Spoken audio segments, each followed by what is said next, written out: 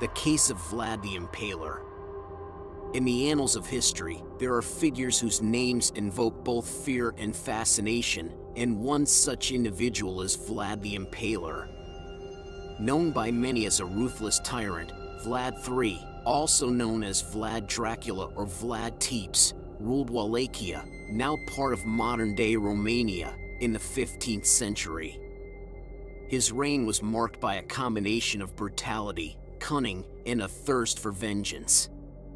Let us delve into the dark depths of Vlad the Impaler's legacy by exploring his history, life, crimes, and the horrors he unleashed.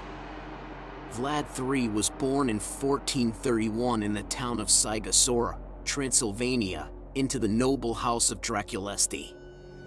His father, Vlad II, was a member of the Order of the Dragon, a chivalric order established to defend Christendom against the Ottoman Empire. This connection would later inspire the name Dracula, which means son of the dragon. Vlad's early years were deeply influenced by the turbulent political landscape of the time. In 1442, his father was assassinated by political rivals, prompting Vlad and his younger brother Radu to seek refuge in the Ottoman court. There, they received an education that shaped their worldview and fueled Vlad's deep resentment toward the Ottomans. In 1448, with Ottoman support, Vlad reclaimed the throne of Wallachia, beginning his reign as voivode, ruler.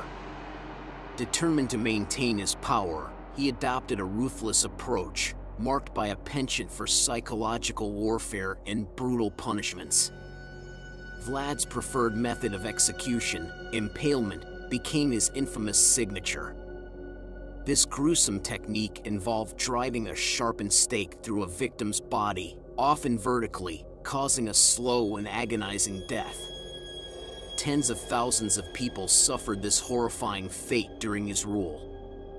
But impalement was not the extent of Vlad's cruelty.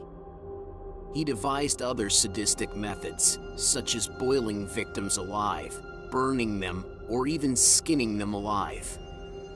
These brutal acts were not only aimed at punishing criminals, but also served as a means to maintain control through fear and intimidation.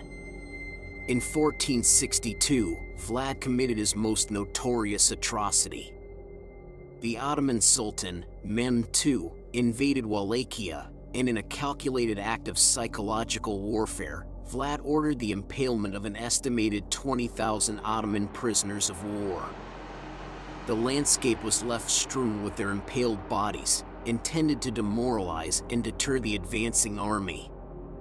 This horrifying sight solidified Vlad's reputation as a fearsome and merciless adversary. Vlad's legacy is one of unspeakable horrors that left an indelible mark on history. Bram Stoker drew inspiration from his infamous atrocities to create the iconic character of Count Dracula in his novel. While Vlad's methods were undeniably brutal, they cannot be divorced from the context of the time, where violence and warfare were commonplace.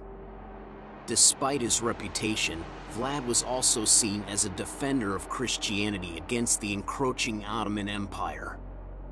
This perception, combined with his ruthless tactics, earned him a certain degree of admiration among his own people and neighboring Christian nations.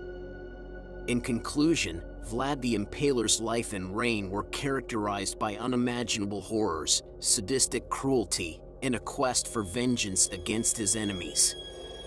His legacy continues to both fascinate and repel us to this day.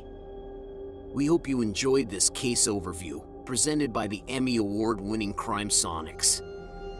Be sure to give us a like, leave a comment, and subscribe for more content just like this.